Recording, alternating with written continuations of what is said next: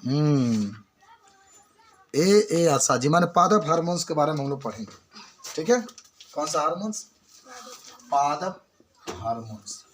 और उसमें पादप हार्मोन्स में दो प्रकार के हार्मोन्स होते हैं। एक होता है हमारे पास कौन? वृद्धि हार्मोन्स, जो वृद्धि को बढ़ाता है, और एक होता है वृद्धि रोधक। माने वृद्धि रोधक का मतलब जो वृद्धि को रोकता है। और चलो शुरू करें हम लोग। तो सबसे पहले मान लो कि हमारे पास ए आशा जी, तुम लोग को याद होगा, ए से एथिलीन, ए से ABCC का अम्ल, एक दोगला हार्मोन्स भी कहते हैं। आ से ऑक्सीन और साइटोसिन, और तब आपके पास होता है जिबरेलिन। ठीक, तो चलो पहले समझते हैं हम लोग को। बने कुछ पढ़ी है, पढ़े हो तुम ऑक्सीन के बारे में? क्या होता है? वृद्धि हार्मोन है, ये शीर्ष पर पाया जाता है। कहाँ? पौधों के शीर्ष पर पाया जाता है। और क्या होता है? ये वृद्धि करता है। और इसका खोज किसने किया? FW कब से, किस सन में? सन नहीं लिखा है। और क्या नाम है? और उस हार्मोन का खोज किसने किया था, एथिलीन का? कब, किस सन में? 1962 में। चलो, तो पहला अकेडमिक बना लो गनागन तुम लोग पादप हार्मोन्स के बारे में। ठीक है, पहले समझ लो क्या होता है पादप हार्मोन्स। माने पादप हार्मोन्स एक प्रकार का जटिल कार्बनिक पदार्थ होता है। जटिल माने उसकी संरचना बहुत जटिल होती है। धूप लग रही तो और इधर आ जाओ थोड़ा सा, तो ये कोना बढ़ जाओ, वहाँ से एकदम साफ दिखाई देगा। जौन तो देखो उतना स्पष्ट दिखाई दे। हाँ, दिक्कत है ना भैया? तब पादप हार्मोन जो होता है, जल्दी आ जाओ, अभी शुरू हो रहा है। क्या तुम अपनी ज़िंदगी में अभी डॉक्टर बनना है, इतना लेट कर दे रहे हो? पादप हार्मोन्स माने वे जटिल कार्बनिक पदार्थ होते हैं जो पेड़ पौधों में निश्चित स्थान पर पाए जाते हैं। माने हर जगह नहीं पाए जाते हैं, पौधों में ही। पादप हार्मोन्स का मतलब क्या हुआ? पेड़ में ही पाया जाता है। ये मत सोचो तुम्हारे बाबा में पाए जाएंगे ना। पादप का मतलब होता है पेड़ पौधे में पाए जाते हैं। तथा वहाँ से संवहन ऊतक द्वारा पौधों के विभिन्न भागों में स्थानांतरित हो करके उनके वृद्धि और उनके उपापचय क्रियाओं को नियंत्रित करते हैं। माने हार्मोन्स के मतलब जानते ही होंगे। हार्मोन्स का मतलब होता है उत्तेजित करने वाला पदार्थ। उत्तेजित का मतलब जो पौधे के अंदर क्रियाएं रुकी हुई है, अब उसको शुरुआत करने के लिए। बात समझे कि नहीं समझे? कोई भी आपसे पूछे पादप हार्मोन्स के बारे में तो आप लोग बता सकते हैं ना कि पादप हार्मोन्स एक प्रकार का जटिल कार्बनिक पदार्थ होता है। ये पौधों के कुछ विशेष या कुछ निश्चित स्थान पर ही पाए जाते हैं। और संवहन ऊतक, दो होते हैं संवहन ऊतक, जाइलम और फ्लोएम। तो इसके द्वारा पौधों के विभिन्न भागों तक क्या आते हैं, पहुँचते हैं। तो लिख लेते हैं इसके बारे में। तो लिखे ना, लिखो पादप हार्मोन्स जटिल कार्बनिक पदार्थ होता है। जटिल कार्बनिक पदार्थ होते हैं। पादप हार्मोन जटिल कार्बनिक पदार्थ होते हैं। यह पौधों के निश्चित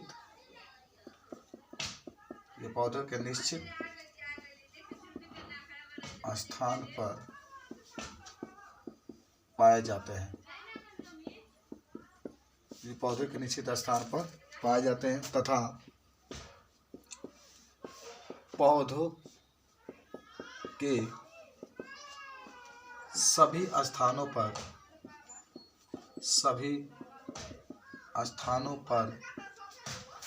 संवहन ऊतक द्वारा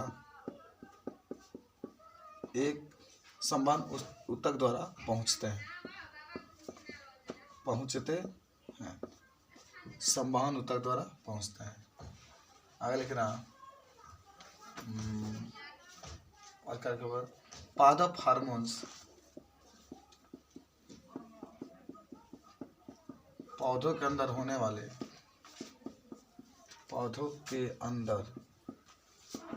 होने वाले सभी क्रियाओं को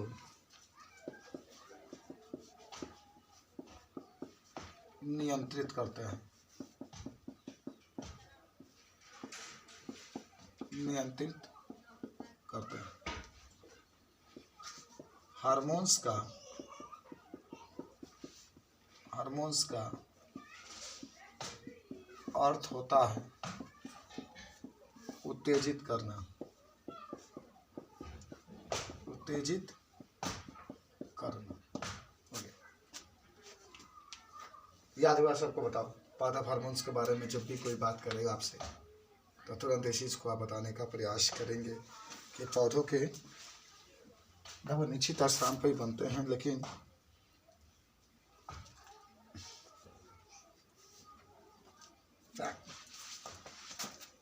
सभी स्थानों पर क्या महकता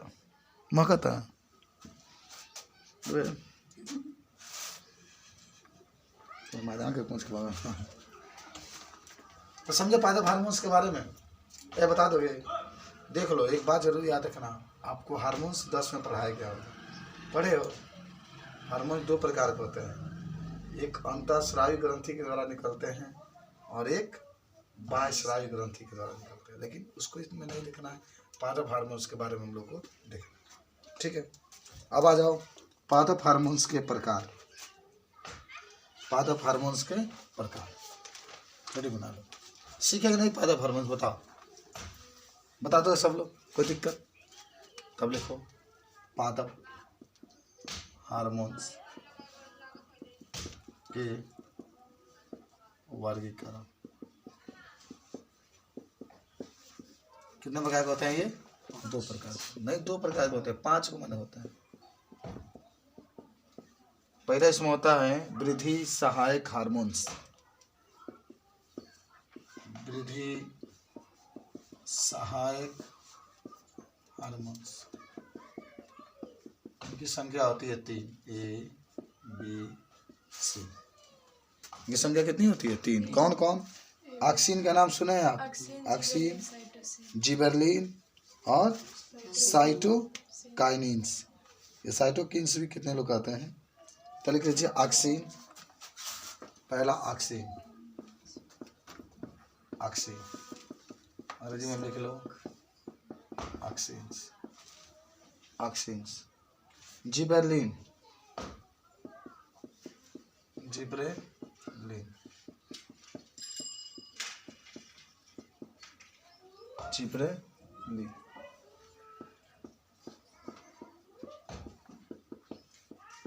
ठीक है। उसके बाद से तीसरा आता है साइटोकाइनिन्स, है ना? Cytokinins, cytokinins.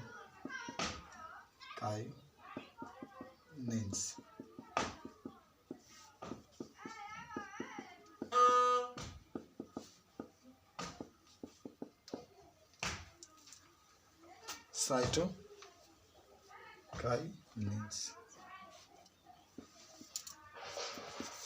देखो, ये जो हार्मोन्स देख रहे हैं, ये हार्मोन्स पौधों के वृद्धि में सहायता करता है।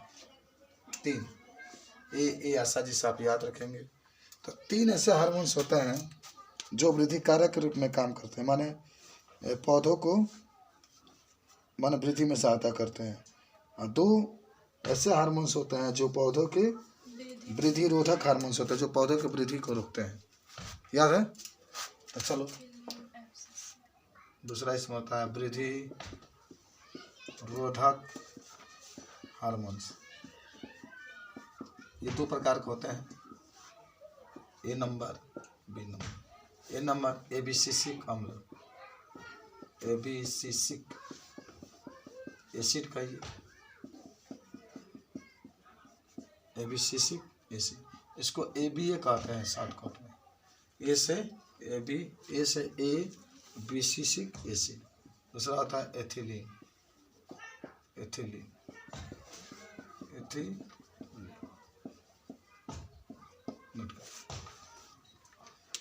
तो 2 प्रकार के हार्मोन्स हमने बांटा। एक होता है वृद्धि कारक हार्मोन जो पौधों की वृद्धि में सहायता करता है, एक होता है वृद्धि रोधक हार्मोन जो पौधों के वृद्धि को रोकता है।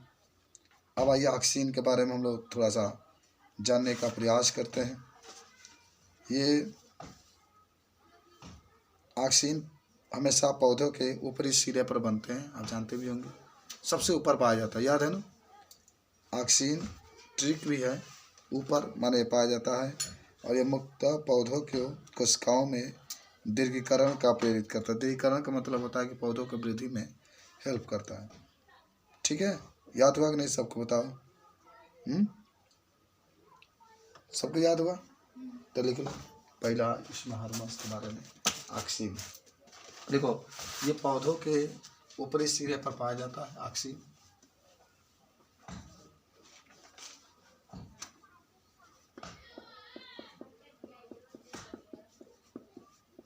यह पौधों के ऊपरी सिरा पर पाया जाता है, ऊपरी सिरा पर पाया जाता है। यह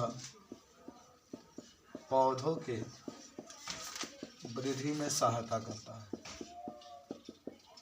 और क्या होता है? सहायता करता है। तब लिख लो ऑक्सीन के उपयोग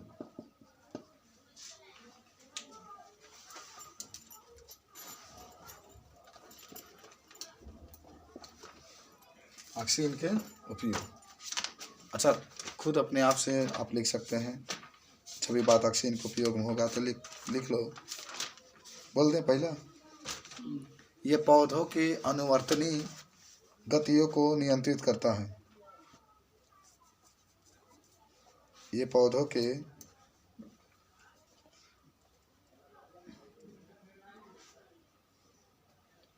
अनुवर्तनीय गतियों पर नियंत्रण रखता है।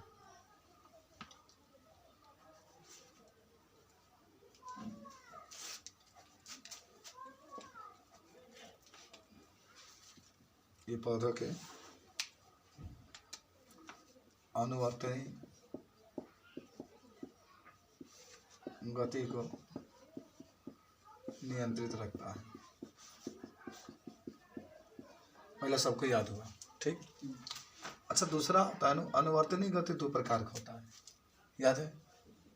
कौन कौन? याद कर दो। एक होता है प्रकाशानुवर्तनीय गति, आज सब लोग याद कर लो इसको। ये पहला होता है, ठीक है ना। और दूसरा होता है, दूसरा इसको दो भागों में होता है, गुरुत्वानुवर्तनीय गति। सुनो, अब जब ये बात अनुवर्तनीय गति का आएगी कि पौधों में अनुवर्तनीय गति सब कहाँ समझते हैं, तो कहना कि पौधों में दो प्रकार की गति पाई जाती है। कौन कौन? एक होता है प्रकाशना अनुवर्तनीय गति, एक होता है गुरुत्वानुवर्तनीय गति। अभी बारी बात सुन लो, जो प्रकाशानुवर्तनीय गति होती है इसको हम लोग बांटते हैं दो भाग में। कितने भागों में? दो भाग में। कौन कौन? एक होता है धनात्मक प्रकाशानुवर्तनीय गति, एक होता है ऋणात्मक प्रकाशानुवर्तनीय गति। देखो, पहले तो हम लोग जाने कि आखिर जब बात हो रही है किसकी, प्रकाशानुवर्तनीय गति के, तो आप कहेंगे कि जब प्रकाश, सूर्य के प्रकाश की उपस्थिति में कोई माने पौधा होता है, जब गति करता है तो उसको हम लोग कहते हैं प्रकाशानुवर्तनीय गति।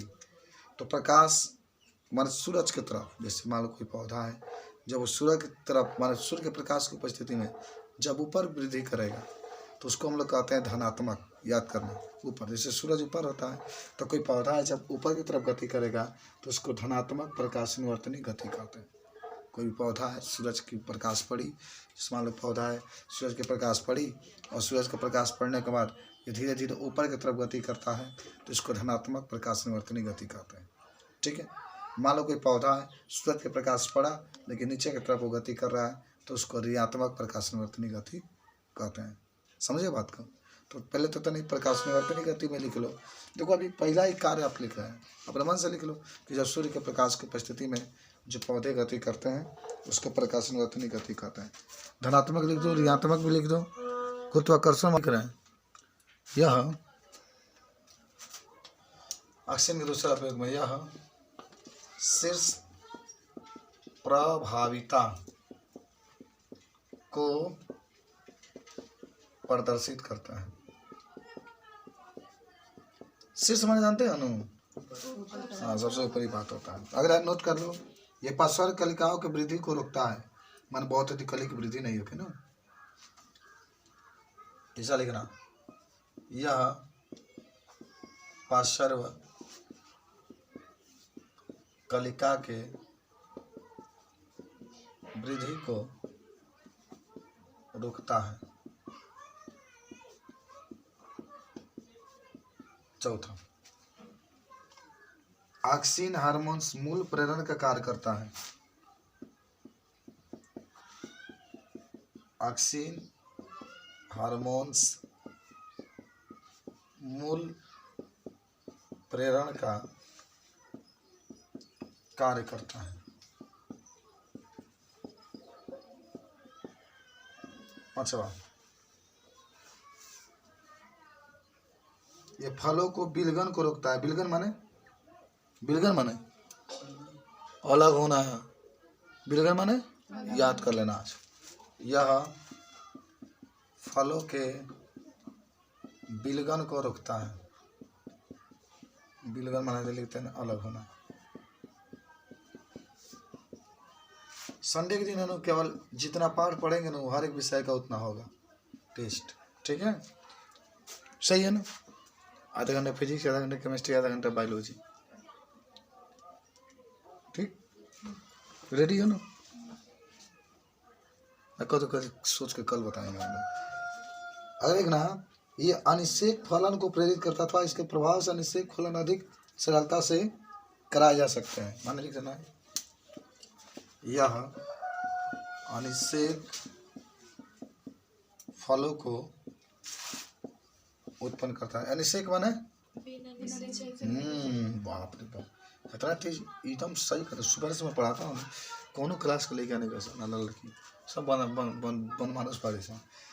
तुम ही लोग सबसे इंटेलिजेंट हो। अगर खर पतवार को नष्ट करने के लिए इसका प्रयोग किया जाता है। खेतों में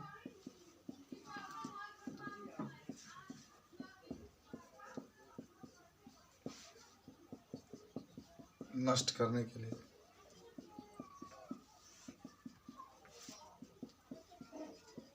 इसका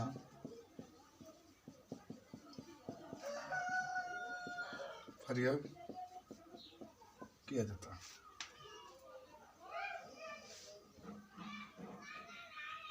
ठीक, कुछ ऑक्सीजन के नाम याद कर लो। याद किए जी? ना लिखा है इसमें। तो याद कौन करेगा? हम? तुम लोग मिटा दें। कल याद करके आना है सब तुम लोगों को। ऑक्सीजन का उदाहरण लिख लो।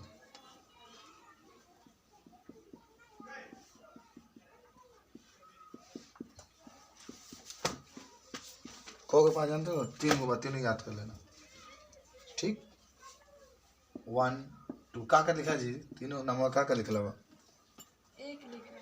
इंडोल एसिटिक अम्ल लिखला बा का? इंडोल ब्यूटारिक अम्ल लिखला बा का? इंडोल 3 पायरुविक अम्ल। याद करो। मैंने पहले आपका है ना IAA, दूसरा का है IBA, तीसरा का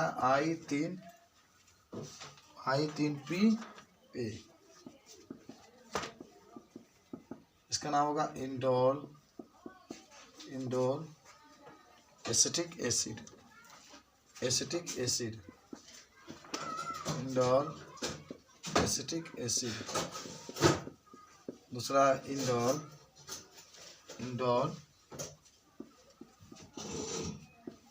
ब्यूटारिक एसिड। तीसरा indole 3 pyruvic acid. Indole 3 pyruvic acid. Note कर लो इसको। इस समय आ रहेगा जी, टाइम से आओ। और तबले तरह वेट करे के पड़ी जब हम नया टॉपिक ना चेंज करी। एक लड़का कहा कि सर जी 5 मिनट लेट हो गई हूँ, तबले भूत खता के जब जब जब तक टॉपिक चेंज ना करूँ तब तक। ये बात सही है क्या? पहले पहले बता देते हैं सारा सुबह से लिखवाने लगते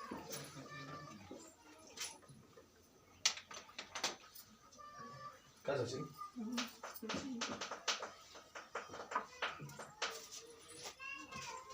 आगे बढ़े। समझ में आया? IAA का पूरा नाम इंडोल एसिटिक एसिड, IB के पूरा नाम इंडोल, B का मतलब ब्यूटारिक एसिड, A का मतलब एसिड, और 1,3 इंडोल 3 पायरुविक एसिड। अबे याद हो गया तुम, खाली दिन में घूमना बस, ये तो खाली याद हो। ठीक, चलो अब कहाँ चलेंगे? जिबेलिन के पास। जिबेलिन से लिखो। चलो अब यहाँ से तुम लिखो बाबू, टॉपिक चेंज हो गया। जिबेलिन के पास देखो, तुम अच्छी तरीके जानते हो कि जिबेलिन हार्मोन्स पौधों के ऊपरी सिरा पर पाया जाता है। आई भ्रूण में ही बन जाता है। जब पौधा भ्रूण में रहता है तभी ये बन जाता है। ठीक है, ये पौधों के सभी भागों को नियंत्रित करता है। नियंत्रित को जानते हो? मान लो शाखा बकरा खूब बढ़ गया है ना, एगो ना कम में उलट जाएगा, वृक्ष हो ही पाए। नियंत्रित करना जरूरी है ना, माने संतुलन बनाना बहुत जरूरी है। एगो खूब मोटा दार है ना हो गया, एगो पातर है ना हो गया, तो उलट ही जाएगा। तो इसीलिए इसका सबका नियंत्रण का काम जिबेलिन करता है। अब तो कल पढ़े थे ना, जिबेलिन का खोज किसने किया था? कुरोसावा ने किया था। ठीक है, तो जिबेलिन के बारे में भी हम लोग लिख लेते हैं। लिखो, जिबेलिन पौधे के ऊपरी भाग में पाया जाता है। बोल दे रहे हैं, लिख लो। जिबेलिन पौधे के ऊपरी भाग में पाया जाता है। फटाफट। जिबेलिन पौधे के ऊपरी भागों में पाया जाता है।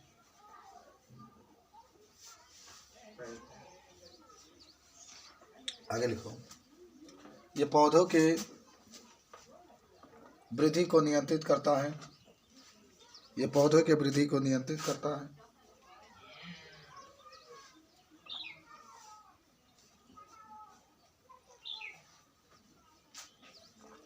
ये पौधे के वृद्धि को नियंत्रित करता है।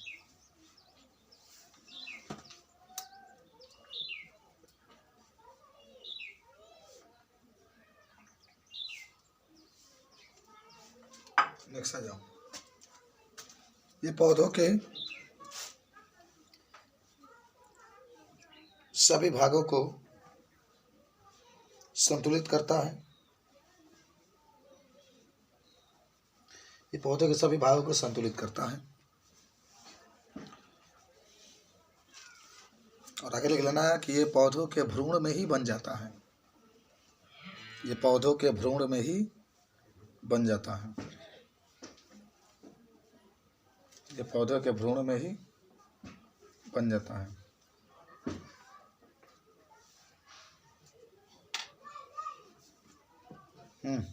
समझ गए सब लोग?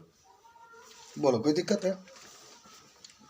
तो जिबेलिन जाने ना, जिबेलिन का उपयोग लिख लो। अगला है जिबेलिन के उपयोग, प्रभाव और उपयोग। जिबेलिन के प्रभाव और उपयोग। देखो बाबू,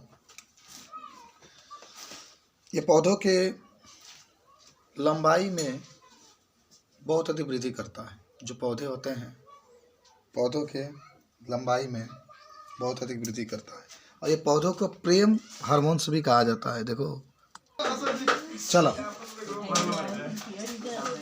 पूरा एग्जाम्पल गंगे गाँव में है। ये पौधों की लंबाई के बढ़ने में सहायता करता है। कौन? तो पहला लिख लो, उपयोग में अपना मन से लिख लो। देखो, ये पौधों की वृद्धि में सहायता करता है। ये पौधों की लंबाई के बढ़ने में सहायता करता है।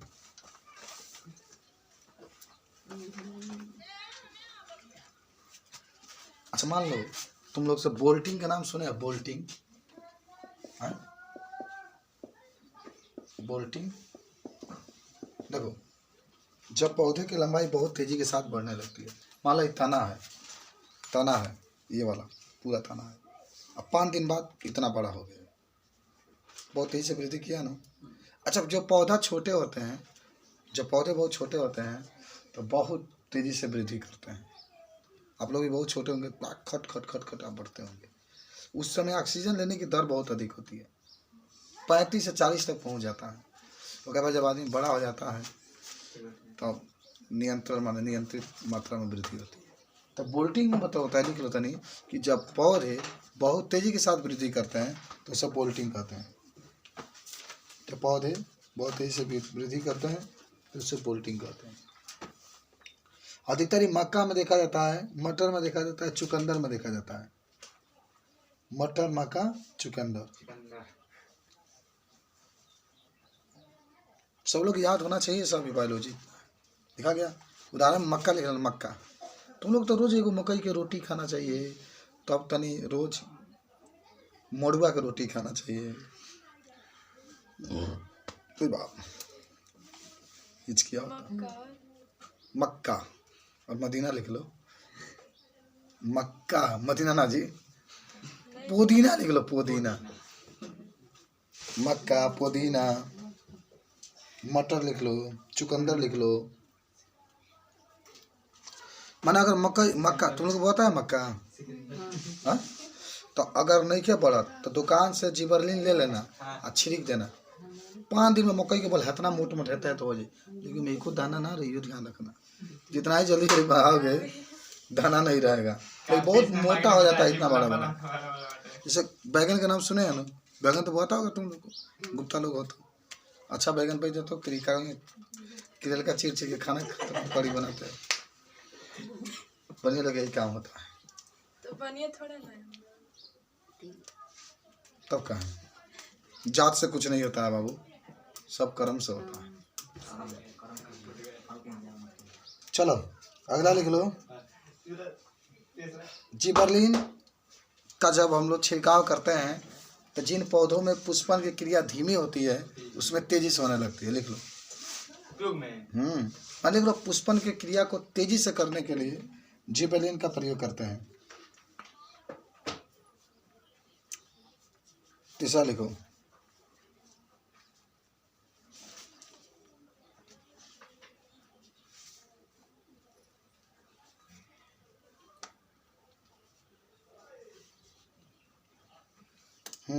तीसरा, इसके द्वारा बिना निषेचन के ही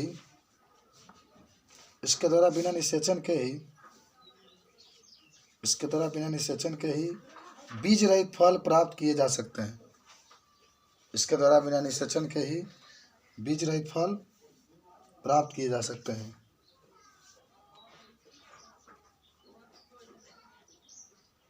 बिना निषेचन के बीज रहित का मतलब जिसमें बीज नहीं होता। उदाहरण बताओ जिसमें बीज नहीं होता, बता दो। केला, अंगूर भी हो जाएगा। केला तुम लोग खाते ही नहीं, कौन मान हम आज तक जितना खेले में नहीं खे, ये बात वही समझाने की नहीं। मान हम जब खैले बानू में नहीं खे हो जाए, तू खैला कोई में हो खे, तू ऑर्डिनरी खैले बोले हम 980 रुपये किलो वाला खैले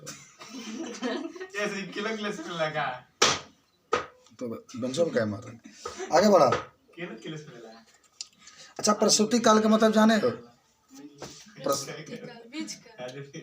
नहीं, खाली क्यों प्रसूति काल, अब कल ही बताए थे। तो क्या होता है उसमें बीज अपना अंकुरण क्षमता खो देता है। हाँ, प्रसूति काल का मतलब जितना ताप चाहिए, जितना हवा चाहिए, जितना जल चाहिए वो नहीं मिल पाता है, तो पौधे की वृद्धि क्या होती है, रुक जाती है। तो लिख लो, पौधों में प्रसूति काल को समाप्त करने के लिए जिबरलिन का प्रयोग किया जाता है। पौधों में प्रसूति काल को दूर करने के लिए, आलू का चोखा खाए हो, प्रसूति काल का प्रयोग किया जाता है। नहीं, जिबरलिन का प्रयोग किया जाता है।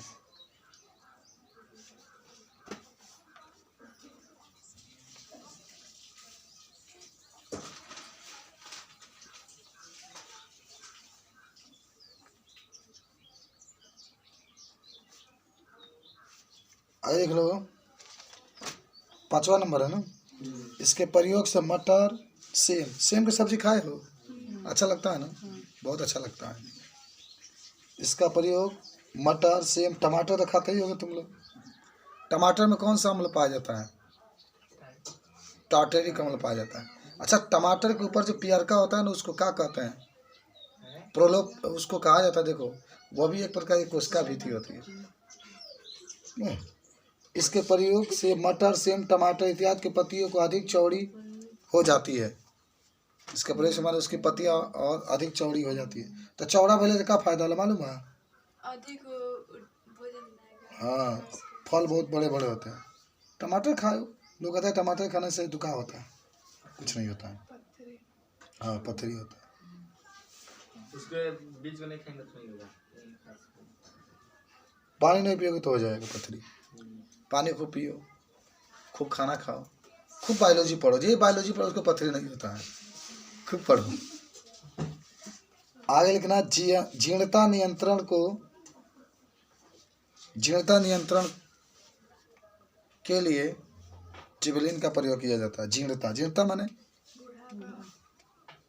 पतई को गिरना, उसको भी जीर्णता करते हैं। माने अब आम के पौधा बुढ़ापा कहोगे, जीर्णता को रोकने के लिए भी जिबेलिन का प्रयोग किया जाता है। बोलो, कोई दिक्कत है इसमें? अब आओ, साइटोकाइनिन्स। साइटोकाइनिन्स देखो सब लोग याद रखो, साइटोकाइनिन भी एक प्रकार का वृद्धि प्रवर्धक माने वृद्धि को बढ़ाने वाला हार्मोन्स है। ये पौधों के अंदर कोशिका विभाजन को प्रेरित करता है। भाई, पौधों में वृद्धि तब होगी जब कोशिका विभाजन होगा। जितना अधिक कोशिका विभाजन होता है उतना ही अधिक। हाँ, तो लिख लो, साइटोकाइनिन के परिभाषा में ऐसे रसायन जो कोशिका विभाजन को प्रेरित करते हैं उसे साइटोकाइनिन्स कहते हैं। ऐसे रसायन जो पौधों में कोशिका विभाजन को प्रेरित करते हैं तो उसे साइटोकाइनिन कहते हैं। इसका खोज किसने किया था? मिलन ने। हाँ, इसका खोज बहुत मेहनत करती है बेचारी लड़की। भगवान तुम्हारे सब कुछ बढ़ाए, बुद्धि, ये थी जो भी बताऊँ।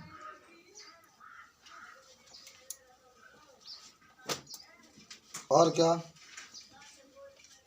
सबको याद हुआ का इसको? साइटोकाइनिन। लेकिन साइटोकाइनिन पौधों के निश्चित स्थान पर पाया जाता है। अरे सब पर नहीं लिख रहे क्या जी? कहाँ है कॉपी सबका? पौधों के तो उसमें लिखना चाहिए ना, फिर ये छूट जाएगा। कंप्लीट नहीं है क्या? इसी पे लिखते हैं बस बायोलॉजी का। ये पौधों के ये पौधे के सभी भागों में पाया जाता है। ये सब कॉपी नहीं लिखा जाता है, साइंस के स्टूडेंट हो तुम। सब निश्चित स्थानों पर पाए जाते हैं। अब देखो, साइटोकाइनिन्स के कार्य। साइटोकाइनिन्स के कार्य, वो अच्छा वाला कॉपी कल से लेकर आना है तुम लोग को।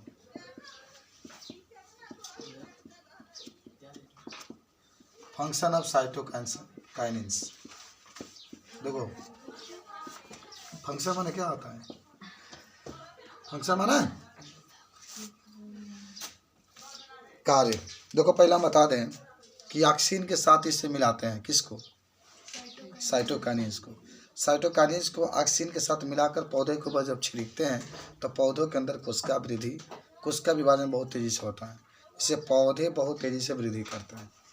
कोशिका विभाजन जितना अधिक होगा पौधे उतना ही अधिक क्या करते हैं? वृद्धि करते हैं। तो इसको नोट कर लिख लो कि ऑक्सीन के साथ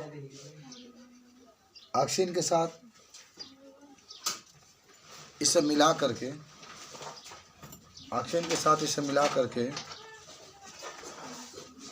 जब पौधे के ऊपर छिड़कते हैं तो पौधों की कोशिका भित्ति,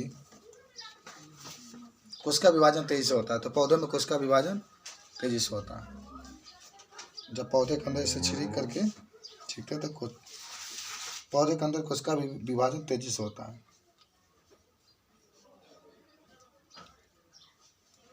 हो गया।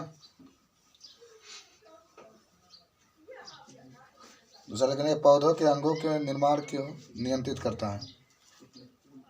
ये पौधों के अंगों के निर्माण को नियंत्रित करता है। ये पौधों के अंगों के निर्माण को नियंत्रित करता है। पौधों के अंगों के निर्माण को नियंत्रित करता है। सबको याद होना चाहिए। तीसरा लिख लो, यह पौधे के पार्श्व कलिकाओं की वृद्धि तेजी से करता है।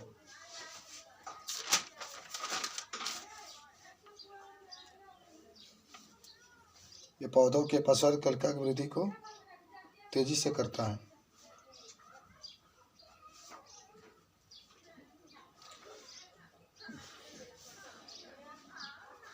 ये पौधों के प्रसुप्ति काल को कम करता है।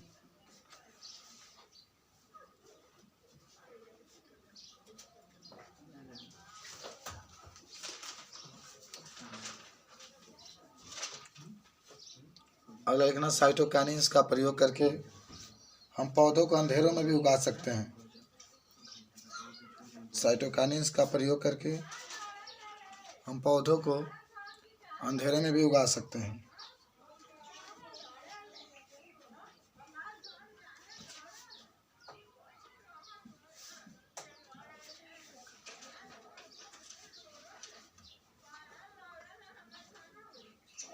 ये मादा पुष्पों की संख्या को बढ़ाता है।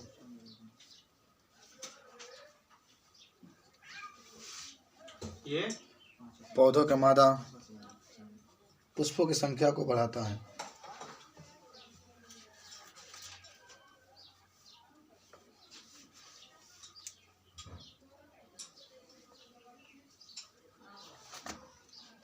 साइटोकाइनिन जीर्णता को रोकता है।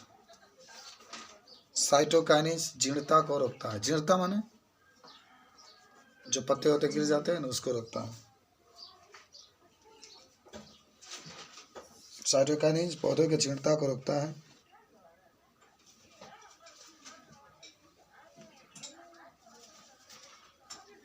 साइटोकाइनिन का प्रयोग पौधों के रोग प्रतिरोधक क्षमता बढ़ाने के लिए भी किया जाता है।